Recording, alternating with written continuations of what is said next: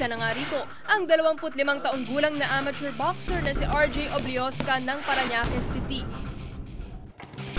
Hindi lang kasi siya basta-basta fan ni Pacquiao. Isa kasi siyang avid collector ng Pacquiao items gaya ng sapatos, t-shirts, posters, at ring magazines. Basta lahat ng nilabas about kay Manny, meron ako. And may autograph din sila halos lahat. Sa binigay ni Manny sa bansa natin, siguro doon ko na lang din mapapakita sa kanya kung kaano ko siya ka-idol.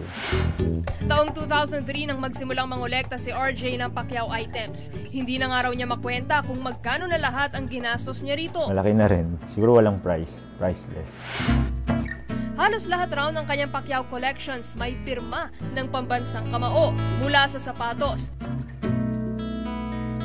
t-shirts, magazines, at gloves.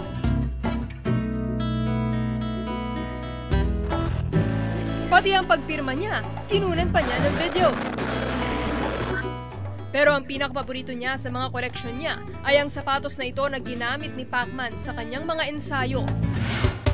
Maging ang kanyang sasakyan, may sticker ni Pacman. Sa paghanga na lang din siguro. Kasi sobrang astig siya i-collect kasi halos isa siya sa icon sa boxing. Dito sa boxing gym na ito, laging laman si RJ dahil sa pag-eensayo. Bawat suntok at pawis, sinasamahan niya ng dasal na balang araw, masundan ang yapak ng kanyang idolo.